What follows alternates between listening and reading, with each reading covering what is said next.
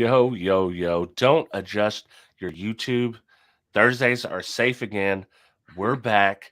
It's me, your boy Hi-Fi Vega, joined as always by the man, the myth, the legend. We're changing up a bit. The guy who we know loves Morel, and he knows everything you need to know about a kicker key, and his name's Dean Bayette. Yeah. What's up, Dean? Yeah. How's it going, man? It's going, man. I feel like we need a piece of plexi right here. Oh, I know, man.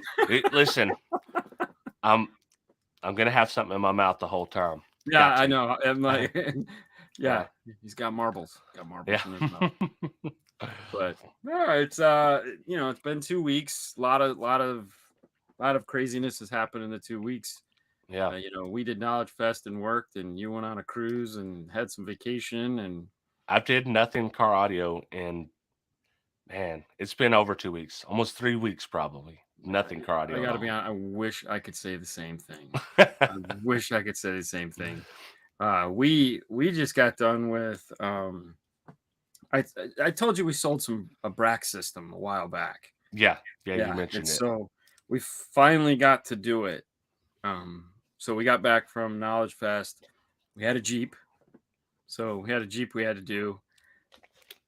That was Jeep or an F-150. Yeah, it was a Jeep F-150 or SC430. It's gonna be one of those. But we had a Jeep. It was like a 2-day deal. As always, everything's a 2-day deal. And then we rolled right into the Brax system, which people on Instagram have kind of been fumbling along. But yesterday was like, we still have it. We're gonna have it till next week. But yesterday was like the last day of our part of it. Now we're just waiting for the box. So it was like just big. So right. Helix just came out, or Audiotech Fisher just came out with the 5.0 software for all their DSPs. So we had Jeff come up because I was like, hey Jeff, do you want to play with the Brax DSP? Woo, because you can just type in Brax DSP and see how much it costs, and then realize that, yeah, I don't think I need one of those. But do that right now. Yeah, as much as what the. I tried to talk him out of it, but he wanted it. But anyways, so yesterday was great. I had to go to the doctor, but other than that, we spent the whole day just immersing ourselves in the 5.1 software. And that was a lot of fun, because now they have some auto-tune features with it, which is really neat. Works pretty well. Yeah. So we had a good time. It was just playing with that, but getting it done and getting it finalized and getting all the bugs and kinks and everything worked out was like, because man, it's just been stressful, man. So what's the setup? Is it like a 2-way, and is it a front stage? So Brax makes a speaker called an ML1, which is this giant tweeter, which took about 4 hours to get into the dash.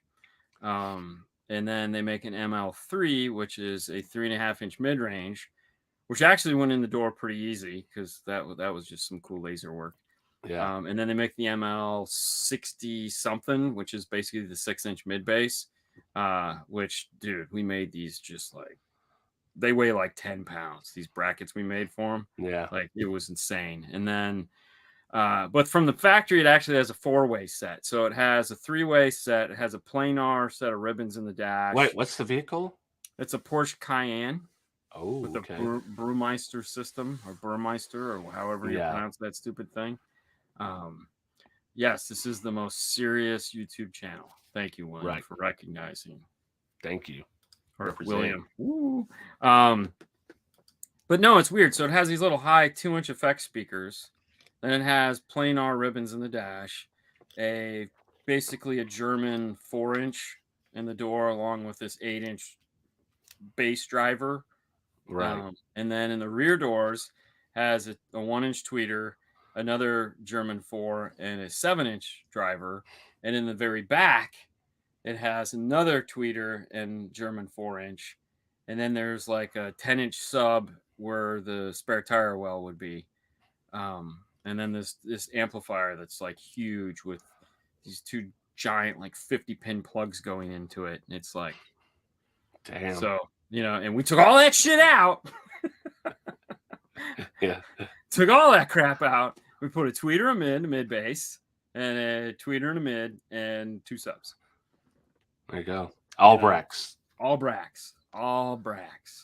What wiring did you use? All silver wire or something? No, it was we had Cuban virgins. Yeah, there you go. No, and then it had 3 amplifiers, 2 4-channel Brax 2400s, I think is what they're called. Yeah. And then we had to go with a Helix C1, which is their mono amplifier, just because. Thank God, because the Brax amp would have never fit. But yeah, dude, these amps are just like the biggest pain in the ass amplifiers on the planet.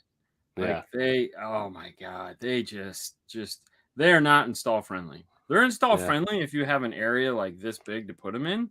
We can put them in a Porsche, but not in this little tiny area in a Porsche that just there's no room for it. And like, right, it just like, people that saw like the amp rack and stuff like that, they're like, it looks like a fairly basic amp rack, but it took a day and a half to build this amp rack just because of the way it had to be installed.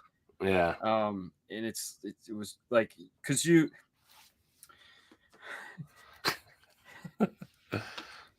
they didn't bother to tell me this. They were just excited to sell them to me.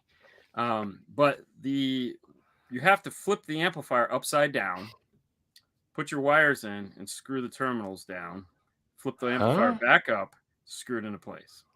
Oh, well, that sucks for your usual amp rack wiring method. That sucks for a lot of things. Yes, it does. And then the gains are located underneath the badge in the center of the amplifier. So you can't stack them on top of one another. You have to have them. Oh my God, dude, it sucked. So yeah.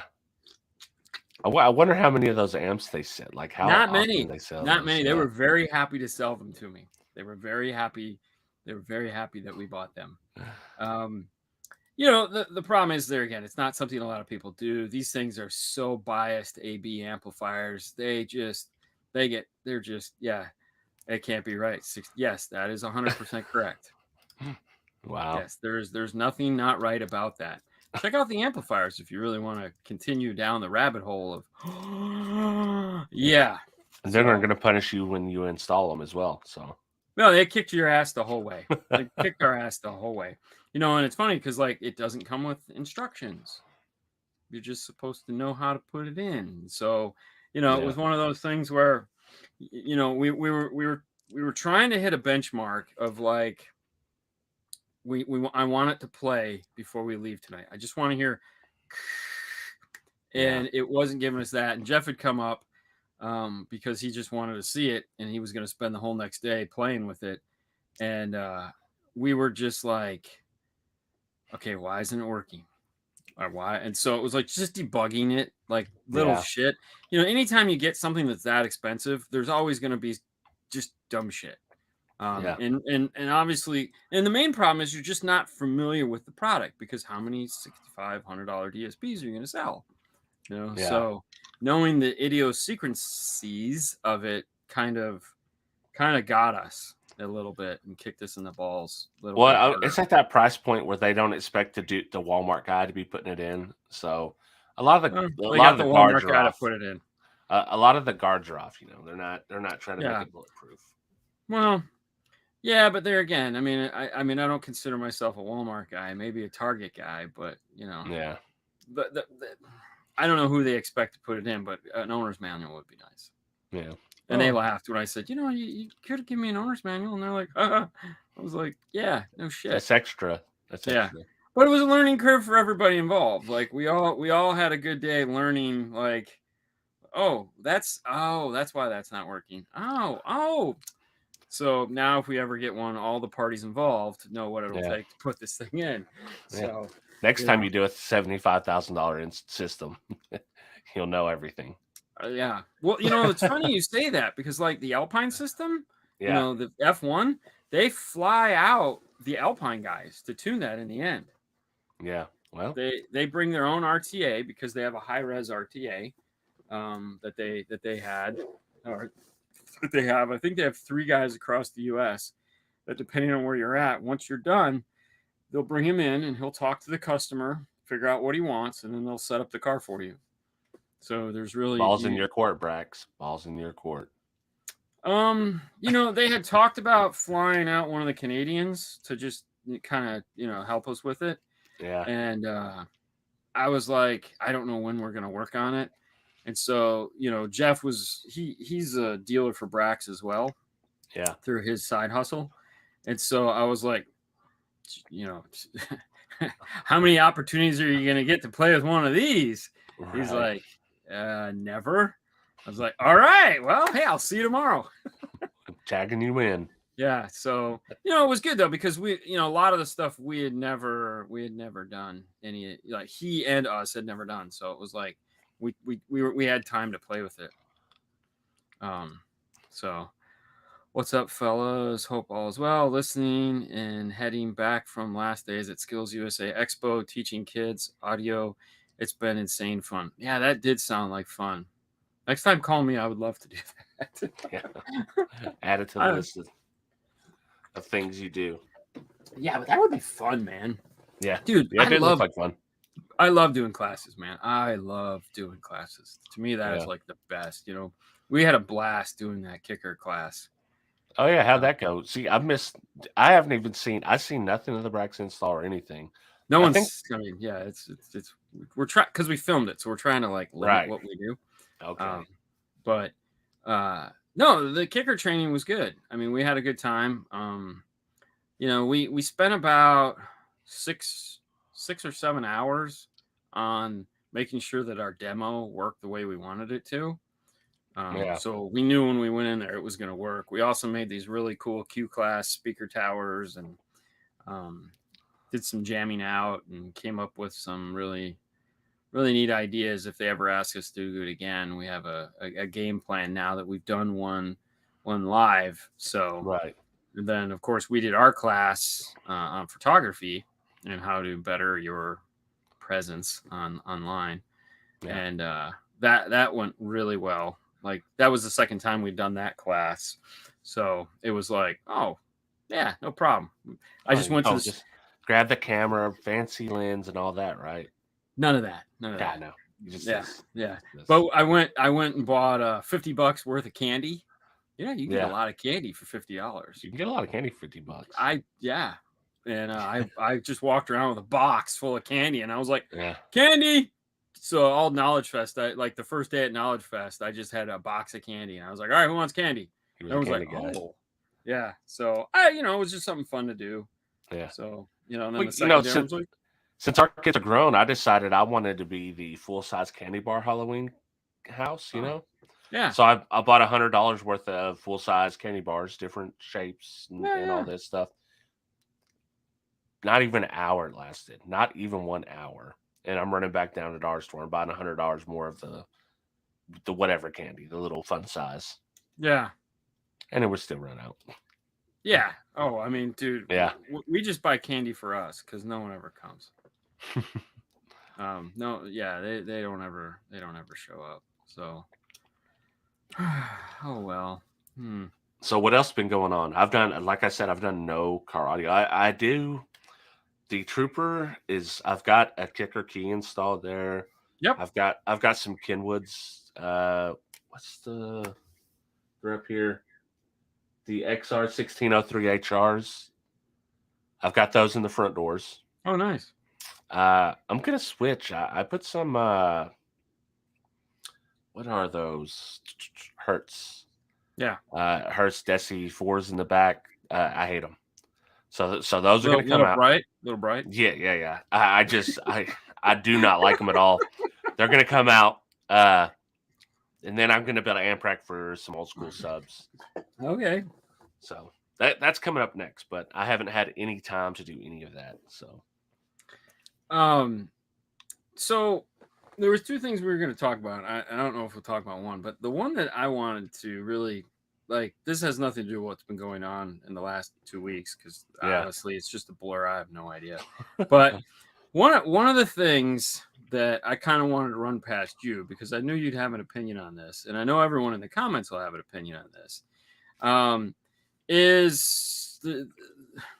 let's talk about making it. By the way, someone asked, is there a poll? No, I didn't do okay, a poll so there's today. no poll. Okay. No. Let's talk about engineering of an amplifier for a minute. Okay, so let's kind of dial this back a little bit in history. We'll do the rewind button, and we'll say, okay, so there was people that would design amplifiers. Most of the time, amplifiers were designed either in Japan or in the U.S.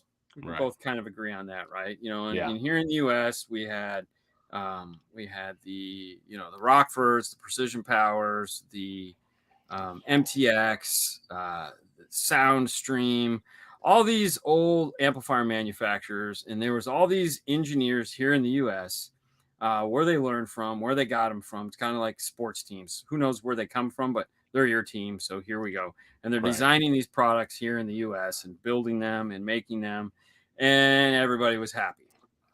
And then someone said, hey, what about if we have amplifiers made overseas?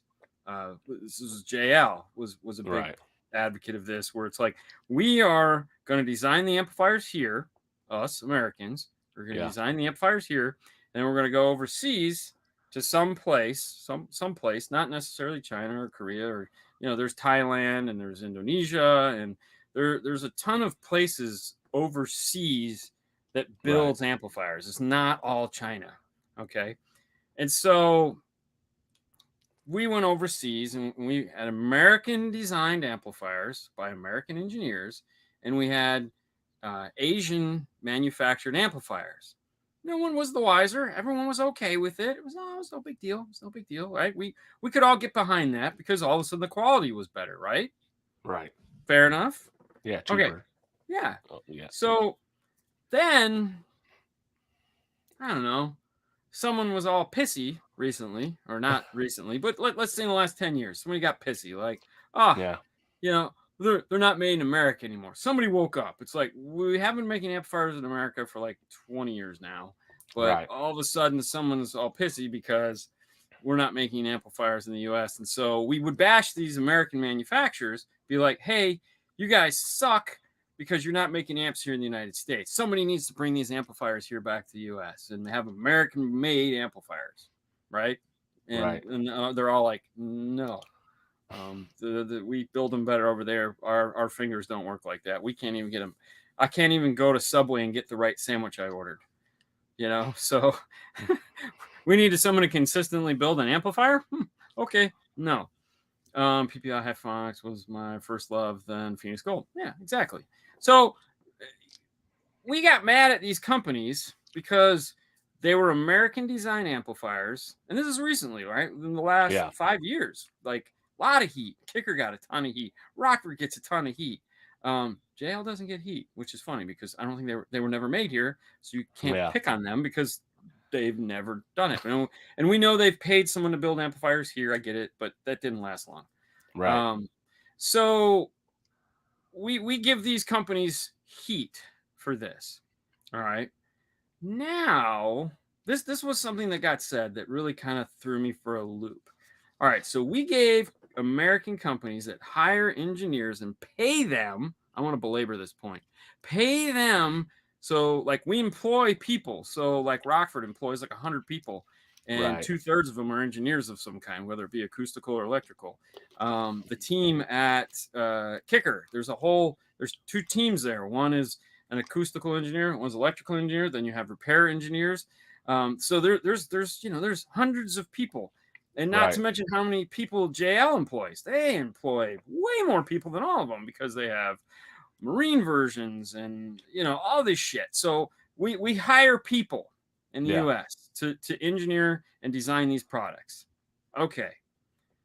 This was said this week and it kind of threw me, and people were okay with it. Hey, they're not made in Korea, but they're Korean designs made in China. And everyone was cool with that. Yeah. Okay. What the fuck? Okay. What? I mean, how in the fuck can you say that and be cool with it. That is the biggest pile of dog shit comment I've ever heard in my life. And for anyone to sit there and go, oh, that's cool. Fuck you. Like, no, fuck no. Not just no, fuck no. Like, no. You understand what I'm saying? Like, how? Yeah, go ahead. Well, it's, Korea was always the third rail. So like you said, we had the American manufacturers. Then we had, of course, Clarion, Alpine, Fujitsu 10 in Japan. But then we did have Koreans early with Crossfire. I was one of the first ones in the brand. They just copied our shit and remade their amplifiers. Right. So. But theirs were actually a little bit different. Their Class Ds they have some original design in Korea, but it wasn't on the same scale. It was as Brazil was earlier 10 years ago to other companies now. They were just in the beginning stages of it. But I think what happens is people get so caught up, and this comes to the Amp Dyno thing. They get caught up with the build houses. They get caught up, oh, this is a Xenon made, this is an SI board, and they get so caught up in that they can't see like the actual engineering that goes to it versus just buying something. Someone engineered this, or you can have a design that's been around for 20, 30 years that had little tweaks here and there. Right. And again, and don't get me wrong, I have no problem with Koreans designing an amplifier. I don't have a problem with it. I don't have a problem with Japanese designing an amplifier. Not in the least. Yeah. My only thing is when you're an American company that pays a Korean designer to design your product to be made in China, and somehow that's a wash. But when you're an American company that hires an American designer and has it made overseas, you're a total douchebag. Yeah. How does that work? Like, there's no. Yeah. There's not a world in which that makes any fucking sense. Okay. Well, it's the same way with politics, man. It's like someone's already chosen the team, so they'll look past whatever your team's doing. As long as they point to the other team's bad, they're just going to look past all this stuff. Oh, this is bad. We'll say this is bad, but we'll look past all this stuff. Yeah. Well, okay. I think the difference is off the shelf versus actually designed for specifications. There's nothing not off the shelf there. The engineers are just there to tweak the products that they have. Like, here's what it is. You're going to pay a guy to design. No, you're going to pay a guy to make it fit in this. Yeah. What do you want it to do? No problem. We'll do that. Here you go. That's it's all cost of money. As it gets. Yeah. I think like if you truly wanted something really, really nice and you went to China and were like, hey, we need you to design, engineer this from scratch, I think they could do it. Oh, without a doubt. But it's like how much money are you going to pay per unit on that? Well, not only that, okay. Like the difference between employing an engineer here, you're filling the need here. Okay, so like and there again, I have to say this, like I understand a lot of the backside of this only because of the how fortunate we've been to work with a lot of manufacturers and them showing us behind the scenes of what actually happens and the process that it takes in order to get from, hey, Jack designed this really cool picture here that's literally just a heat sink, and then Bob came in and wrote down, we want all these things, and then they got to hand it over to Joe, and Joe's going, how the hell am I going to do that? Okay, and so he's got 18 months at this point to go from zero to hero.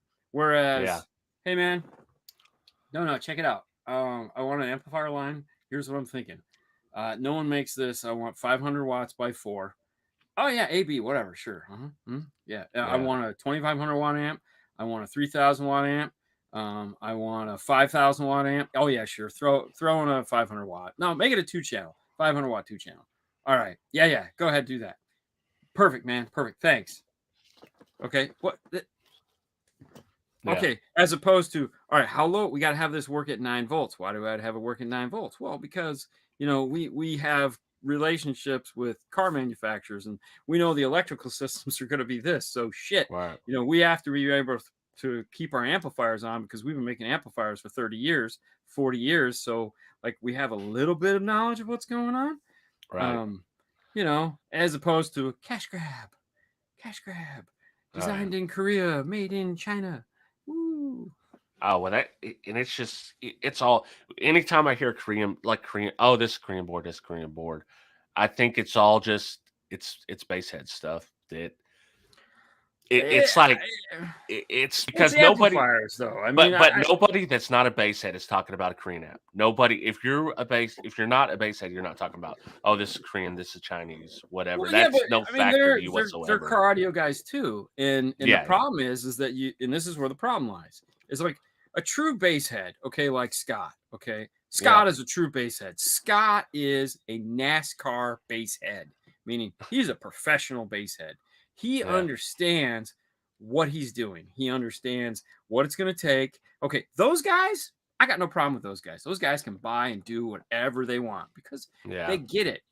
But then you have the halo effect of the dude that just sees that guy and goes, hey, man, I want that shit in my Honda. And he goes out and he buys a 3,000 watt amp. He buys 2 giant subwoofers.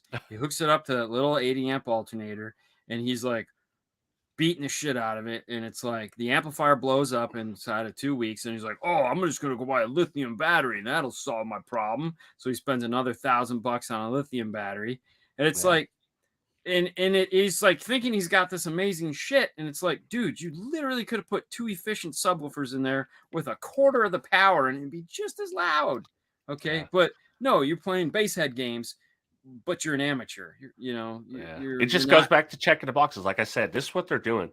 Most people don't think for themselves. And I could tell by, like, when I make a video, I get a lot of questions where they want me to spoon feed them something rather than to take the information and make their own decision. They'd rather me like approve what they want to do. Yeah, and it doesn't. Yeah, but therein lies a problem because now we're just checking off boxes. Yeah, the Orion HCCA is better than the PPI, or whatever the case may be. Yeah. X is better than Y. Instead of saying, in getting down into your specific situation, what do I need? What alternator do I have? What battery? And that's the thing. There's enough stereo equipment at all price points. Right. That it's like, listen, we all want surfboards. We all want pretty surfboards that are pretty colors and have acrylic bottoms or have lights and fans. Yeah. And we all want that shit. And there's no reason why you shouldn't have it. But you have to have the stuff that works in your world and not in the world of professional SPL guys, because they're not even Bassheads. They're professional SPL guys. These are guys that are there to do, like, there again, I don't go to SPL shows, but every SPL show I go to, it's like, these guys are professionals, man. They're hitting their shit hard. Like, they have, racks of EQs and just, it's like, they're not playing around. Yeah. So if you're dabbling in that market, like, no. Yeah. When it legit, did I tell you we had to dyno some test amplifiers for a manufacturer? Yeah. About how much power it took to turn that fucker on and get it to do 14.4 2,000 watts. Oh yeah, I know. Yeah. I'm aware. I've done it. Yeah, that's well. Okay, so we have the 2 70 amp Astrons, we have a 50 amp Astron, and we have 2 2150 batteries that we charged all day, and it was a 2,000 watt amp of note, and we could not for the life of us get this thing to the voltage to stay up to 14 volts. Yeah. At all. There was nothing I could do. And I'm like, we got plenty of fucking power. I mean, this is more power than a car would ever have. So I told them, I was like, listen, we're going to do something really stupid now. And they're like, what? And I go, we're going to, I wheeled over the snap-on jumper that puts out a 300 amp burst for, enough to start a car. And I said, when I tell you to, flick the switch. And when that dyno went just a little, I go flick the switch and that thing kicked on and that kept it at 14.4. So, we had to put 500 amps into this thing to get it to do 2,400 watts or 2,000 watts. Like a ton of them. What car is that going in? Well, you can buy it for $229. Yeah. Well, I'll tell you what, what's the crazy part? Here's the crazy part. A lot of these cheaper amps are more efficient than some of the higher. Like I'm talking, like you see that Q class right there? Yeah. That thing's inefficient as hell. Oh, no doubt, no question about it. It's like, Well, that's why it's which is gone. which is crazy, because some of these cheap amps are actually really efficient, which is some of them are horribly inefficient. Yes. Well, I mean, that's just the case. I mean, they're again, and I'm not picking on a cheap amp. I'm just picking on an amp that is readily available. A lot of people buy, and is the worst way to get power into your car. Like, it's never going to put out that amount of power. It can't. You'd have to have batteries for days, to get it to do this. But it's okay. Well, and I think that's people that I think they don't care. They don't know or they don't care. It's one of two things. Either they don't know that they're not going to get that power and they're just going to go off. They're the guy. It's like, yeah, I got the 1500 watt Boss, paid $90 what I'm banging. Right. And, everything's cool. Or it's the people that just simply don't care. It's like, I have a 3000 watt amp. I'm not going to be able to get all that power, but, maybe I'll get 1000 watts of it. It'll be okay. I just don't understand that logic, because it's not like the amp isn't going to try. Right. The amp is going to try it. It's just going to scavenge as much as it can, which is just going to bring the rest of the stuff down. But they're checking off boxes. They got a 3000 watt amp, bro. It's not about. Here's the thing: fake it till you make it. So it's not about actually performing. It's about saying, I have a 3000 watt amp. I have a 1500 watt RMS subs. Yeah. I get the crack addiction. I totally, I totally get it. Whether it's car audio or it's anything, it's like, hey, I've got this, bam, check me out, bro. Right. Which is perfectly fine. I understand it. It's one of those things where it's like these two worlds. Yeah. Are there's the world that I live in, and then there's this other world over here that makes absolutely no fucking sense, and I just look at it and I go, wait, who's believing that shit? And it's like it's back to that statement. It blew my mind, because I'm like, wait, what? Like, what? Dude, we just had a conversation about how, like, oh, those fucking Americans need to make shit at home, and it's like, well, how about we just design shit at home? Yeah. Like, pay an American to design your shit. Hey, there you go. Yeah. There again, I'm not picking on any particular brand. I don't know all these brands. I know the brands that I know. The world I live in is not necessarily the brand that ever, there's enough product out there, and I'm a firm believer in, I don't care what brand you use. If you like it and it'll get you in the car stereo and you're having fun and you're doing your thing, that's cool. I don't care.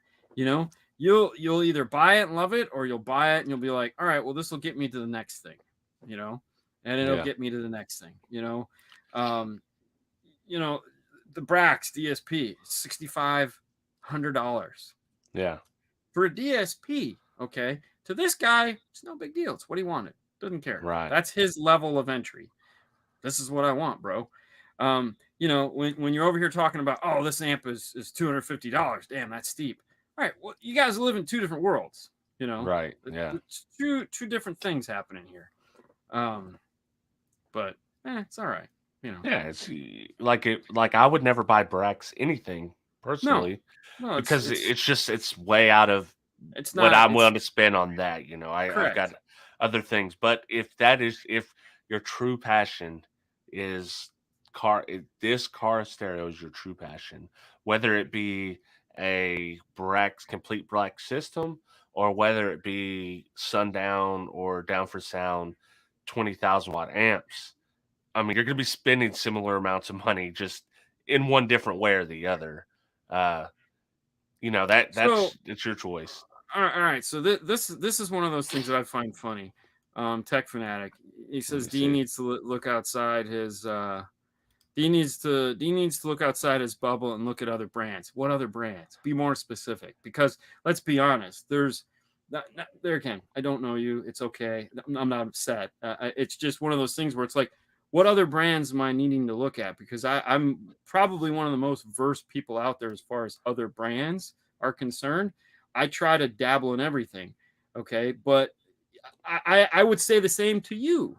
There again, I don't know you. So, how much deepness have you gone into other brands? Yeah. Because like there again, there's these two worlds. And as far as my bubble goes, I look at a lot of different brands, and there again, I don't have any use for them in my world. It's not that I don't know what they are or what they do. Hell, we sell them in the store. It's okay. Yeah. We have, dude, we have like 50 different brands in the store, and 25 of those never go through the install bay.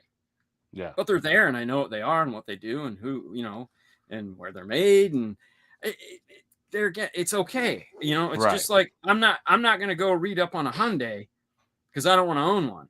But I know what a Hyundai is. I know what the cars can do. I know which ones are available to me just because it's part of my job. Right. But I don't need to know everything about them. Okay. But I know they exist. And as far as my bubble goes, what bubble? It's car audio, man. It's car audio. Yeah. Are there some obscure brands that I don't spend time on? Yeah, but it's the same for you. There's a bunch of obscure brands you don't spend time on. Like you didn't sit in a meeting where like Brax, like really? I just sat in a meeting with the Audison people and they told us about all the new Audison products that they're coming out with. Yeah.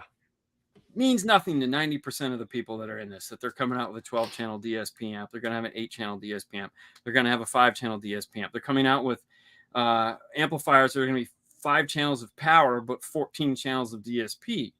So they're going to have companion amplifiers. So now you can buy a 5-channel DSP amp and you can buy a 4, 6, or 8-channel companion amplifier that will team up with that. So I can sell you a 5-channel amplifier system today with the DSP. But then if you want to go full active, I can come back in and sell you a 4-channel companion amplifier that can now allow you to do a 3-way front stage, rear fill. And then I still have channels open if you want to upgrade to, let's say, a sub amp down the road or a bigger amp than the 5-channel that's on there. So there's a lot of things that are happening, Right. and there again. I think a lot of the other brands just live in a world that you don't deal with all the time because you're not putting in large SPL systems, and that's or even not even I wouldn't even consider it SPL system. Just someone that's doing like a straight up ground pounder system where they're going to do like 412s. You might do some stuff like that. Yeah, but I'm talking like the people that are want like 10,000 watts plus. Yeah, or something like that. We get the B2 audio stuff in there, and we play with their DSPs, and we'll get the crescendo, and it's not like I don't know about the JP stuff because it's everywhere. And it looks cool as shit. And there again, I love the look, the plexi on the bottom. We went out to Slamfest here just so I could look at the amplifiers. So, because I wanted to see what the deal was. Why is it written? And I was like, damn, these do look nice. If you're building they're affordable, they look pretty. I got nothing against them. They look like US amps. Well, I wasn't a big US amp fan back in the day. Well, me neither, actually. But I like the look of them. But I like acrylic. I bought a laser so that I could do acrylic stuff. So, the bubble goes both ways. If you're going to poke it, but know that I'm going to poke back. Well, and that's the thing with those down for sound amps in particular. I think they're kind of a good middle ground because you can get like DC Audio, Sundown. Those amps are pretty expensive if you go into the big high end. They're not expensive when you compare them watt to watt with like a kicker, but for their thing, they're very expensive, and I think they're giving you like a better quality than a lower end brand with a cool look at a cheaper price. So that it's kind of in the middle of that. It's like a sweet spot for the middle of someone that's looking at one of those amps. So I always reference everything to a Rockford 2500.1. Right. All right. So a Rockford 2500.1 is a manufacturer of 12 volt. Probably one of the most well-known manufacturers of 12 volt. Right. They still make this amplifier. They've been making this amplifier for 15 years now, maybe 20 years now. Okay. And it's still $900, probably $1,000, probably more than that now because of whatever the hell's going on in the world. 2,500? Yeah. I think it's they raised the price to like 2,200 or 2,000. Is it that much now? Yeah. Oh my gosh. Either way, I look at that as like, okay, here's what this amplifier costs, and it's 2,500 watts. Right. And so this is American design amplifier and what they feel they have to get for this product. Right. Anything above or below that is just comparing itself to that.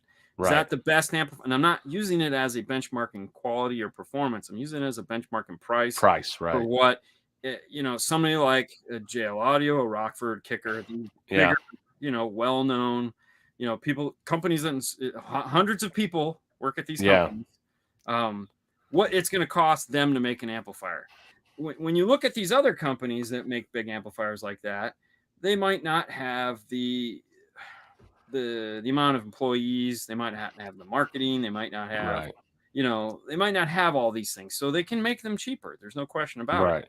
Because all of that, when you go, it says Nike on it, it's going to be a $25 shirt. Yeah, of course it is. Or a $35, or $45, or a $50 shirt.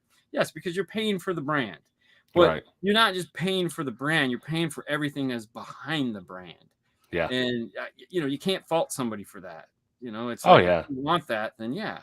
Am I paying for this thing that says Morel on my shirt? Oh hell yeah. But I'm paying it because I want what they do. Right. I like what they do. If you buy Nike shoes and a BMW car and an Apple iPhone or a Samsung phone, what the hell? You like what they do. And so you're willing to give your money to support it. That's cool. That's fine. If you like this shiny thing and you want to pay for it, fine. It's cool. Do it. T25 on sale at Rockford. $12.50. That's dude. Right. But I would say if people are looking, buy it right now at that price. Well, no, it was $950. Like at the beginning of all this, it was about $950. Well, so it's about $300 more. It was running like $1,1700 because Kicker was doing theirs for $999. The KX 2400, which was like significant, like $600 cheaper than the Rockford at the time. No, there again, I just look at this as a price point product. It's 2,500 watts. It's been around forever. It's like a W7. This is what they cost. They've been around for 20 years. They've steadily made small improvements to it, but overall, it's the same sub. Yeah, it hasn't changed much. And if you want one, this is what they cost. Right. And is there, if you're going to look at some hand-built version of a Sundown woofer that some tweaker tweaked and made, is it going to be better than that? Probably. Is it going to be cheaper than that? Probably. But you're also, there's some. It depends on which, like, is it going to be better for SPL? Probably. Will it be better for the combination of output and sound quality? Maybe, maybe not. That's right. That's kind of what that sub does in particular. Speaking of that sub, you can get a sub that sounds better for cheaper. You can get a sub that plays louder for cheaper. It's kind of hard to find a sub that will do both just as good as that sub. For cheaper. Yeah, but there again, if you're not on my team, you suck. Yeah. So you're gonna get, the XY brand is so much better, and it's like, oh yeah. Really? Dean, most people don't realize that when we work for a shop, we need to be confident in our product and put out a consistent, good product every time. I don't have time with cheap garbage. And you're not wrong. In 100%. We, back to the bubble. There's a bubble I live in called reliability. Okay, and there's a bubble. It's a comfortable bubble. So when I go to put something in a car, I don't want to daily play, Mr. Science Guy, Dean Guy, the science guy, or Dean Nye, the science guy, where it's like, what are we going to put in today?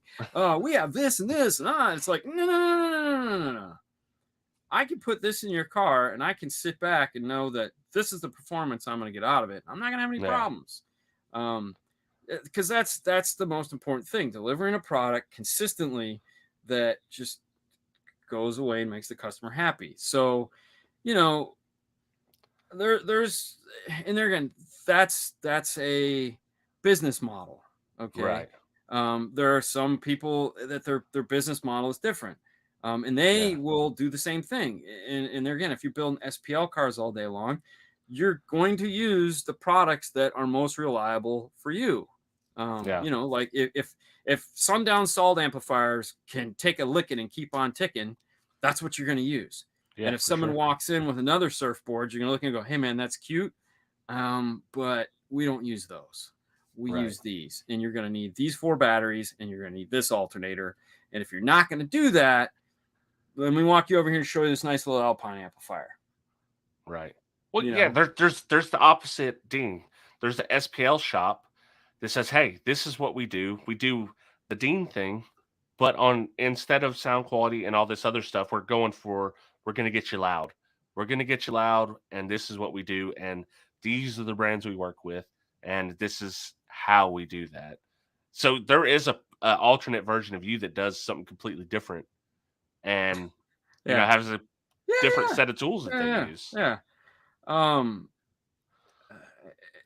Okay, at least other brands can actually release products Kicker can't. Sage Vice. Don't buy it. Yeah, exactly. Yeah. Okay, so the reality behind that is that every manufacturer, there's a business model. Kicker has a business model. Steve Irby has a business model. Bill Jackson has a business model. Arc Audio, they have a business model. Okay, every audio control, they have a business. Yeah. Every manufacturer has, this is what we are looking to do. Is it right? Does it always make sense? Hell no, it doesn't. Right. Does it take them 2 years? Most guaranteed. Every manufacturer we have dealt with, when you're looking at a product from conception to actually holding something in your hand that can go into a box for you to sell, is 2 years of time. Okay. And the amount of testing and the amount of work and the amount of that goes into that is insanity. It's insanity. So that when they deliver this product to you, there's no guesswork. It's going to do what it needs to do. Now, does it always make sense? No, it doesn't. No. Was it a good idea 2 years ago? Might have been. Is it a good idea now? We didn't kind of think it the whole way through. A lot of manufacturers do that. It's okay. It's what happens. I could give examples, but I don't want to make anybody feel bad. Yeah, exactly. But listen, I would say that it was a good idea. It just didn't. They didn't finish the idea. We were missing a part. But I would say fairly, we've given crap to these guys, not only on this show, but to their faces about all this stuff. So it's not we're giving nobody's spared. Back and forth nobody's spared here. Yeah, nobody's spared here. Trust me, the last person in the world you want to upset is Steve Irby. Yeah. And hey, it's just part of what it is, man. I mean, but all in all, at the end of the day, regardless of how you feel about any of this, it's still car audio. Oh yeah. And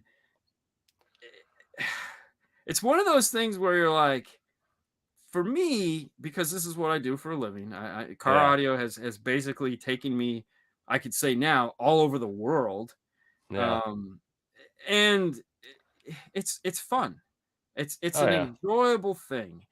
Is there stupidity involved in it? God, yes. And there again, that the whole conversation that I had earlier was just because that is the dumbest thing you could say. Okay. Yeah. Does it upset me? No, not really.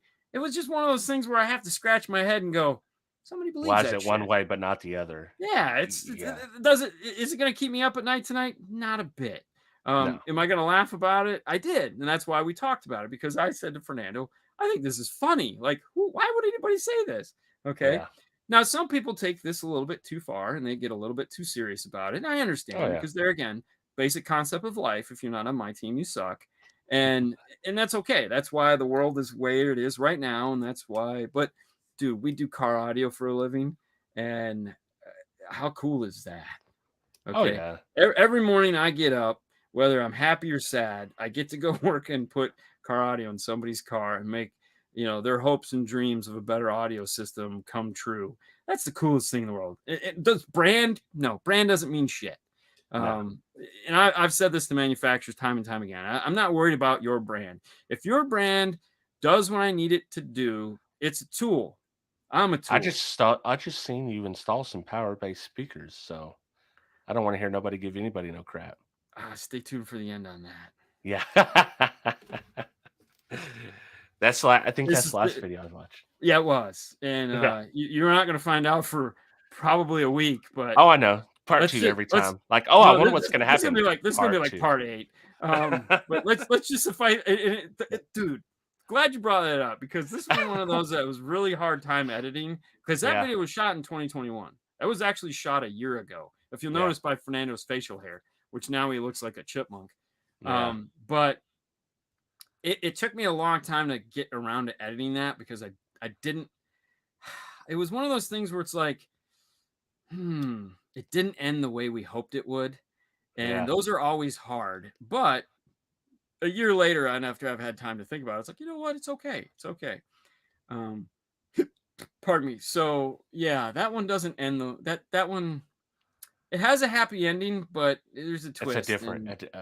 It ends up going in a different direction. It ends up going in a yeah. I was like, dude. And when I was editing it, because like I said, I haven't looked at it in a year, and I was going through. I'm like, there's something about this one that I don't remember, but I think there's a little.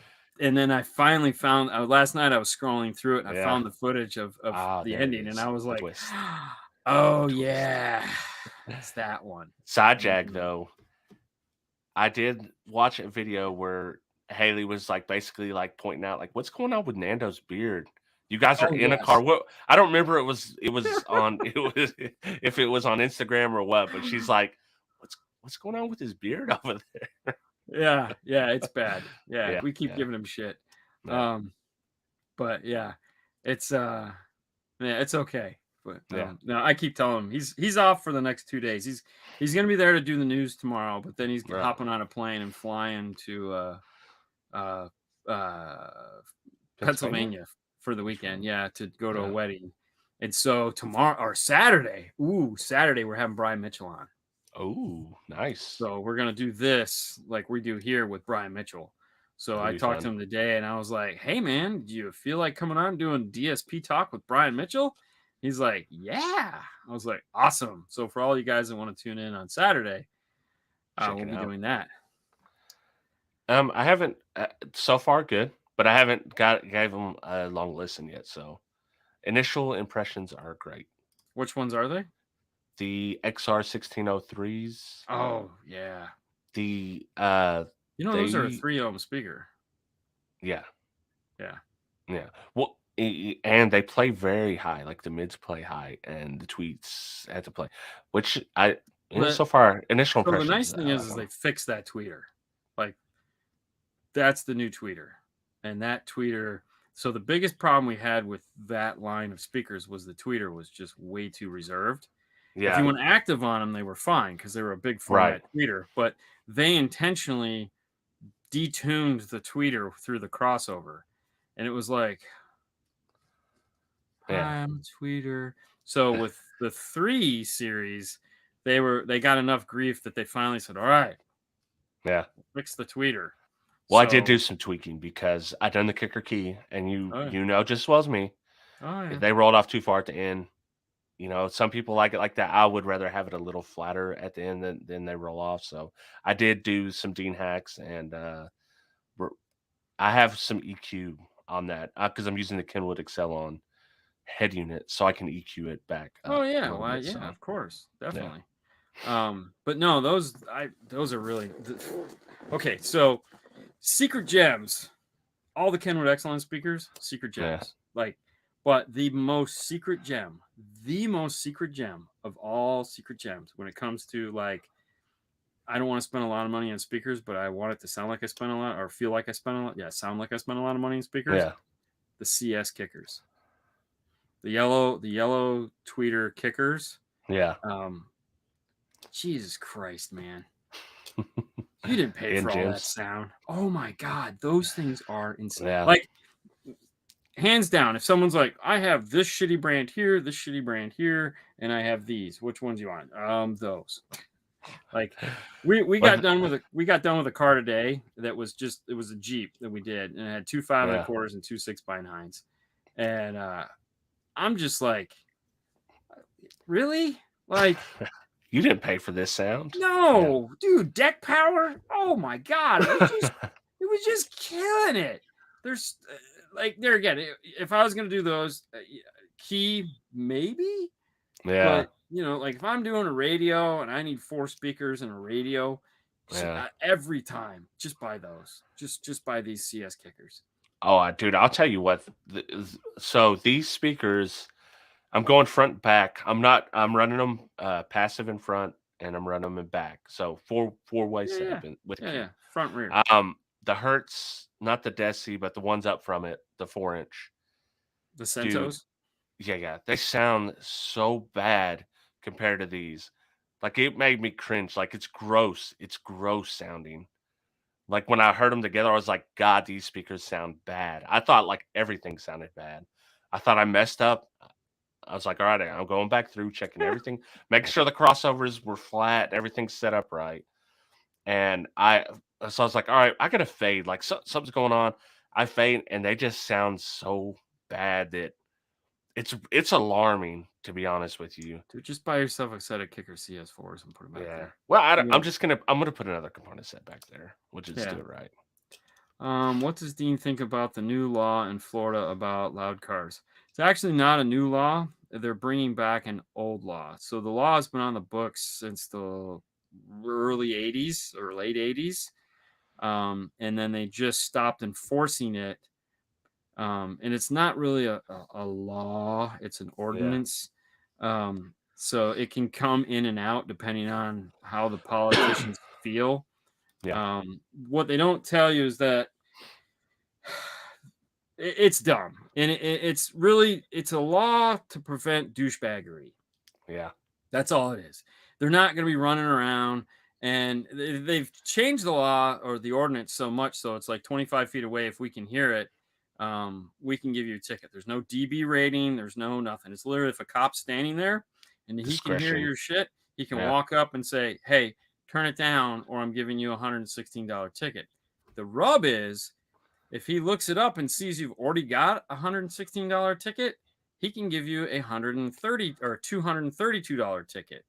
And if he's seen you've already gotten 2 tickets, it doubles. Snowballs. So you keep getting another. So now you got to pay 3 times the amount. So I hate laws. I hate laws in general, excessive laws. But what I don't hate is, like, when I tell people I have a car, a YouTube channel, the first thing they think of is the annoying people that go through at 3 a.m. playing as loud as they can. Well, see, and that's the problem. Here they've taken the loudspeaker game to the obscene, and that we now have guys that put more speakers in their grills and under their cars than they do in their cars. Right. And I mean, and those people, they make you almost embarrassed to say that you're involved with car audio, just because like when people say something to them, they act like douchebags, or they'll get on Facebook or a forum and act like douchebags about it on there. It's just not a good look, man, for any adult that's in car audio. I mean, you just think, I can understand. Oh, it's stupid. If it's the middle of the day, it's 1-2 in the afternoon, okay, fine. But if it's 2 a.m. or someone comes to you and you're just being a douche about it, like, don't be or you're just at the wrong place. I mean, we'll have guys pull up the gas pumps and just be playing their shit all the way up. Right. And it's like, dude, I'm just trying to pump my gas. Okay. I don't need to hear motherfucker, suck my dick, motherfucker. What? And then you have people that are douchebags the other way. I totally get that. Like, you'll barely have your stereo up and they'll be saying something to you. I get that part. Well, I mean, dude, so when I got my ticket back in 89, which I framed and hung on my wall for many years, very proud moment.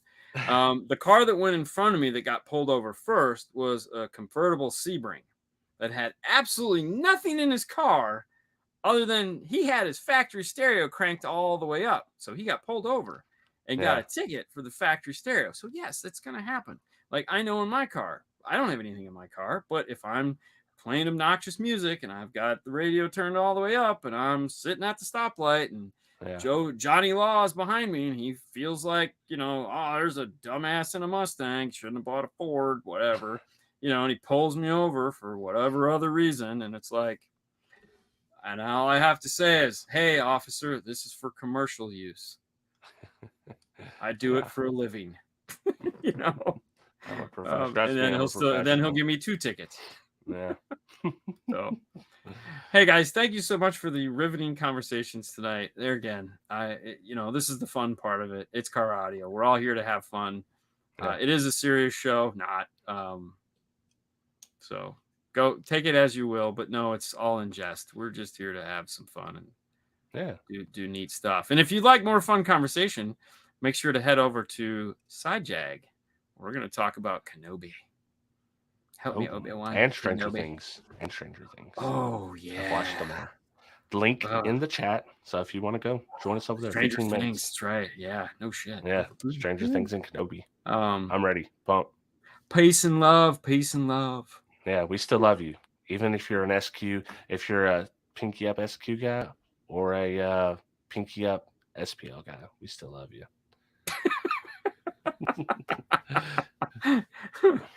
Actually, we don't love anybody, but yeah, we still hate y'all the same. Yeah, nothing. I was gonna say. Yeah. Well, I tried anyways. I wanted to end on that, but all right. Catch y'all next week. See you guys.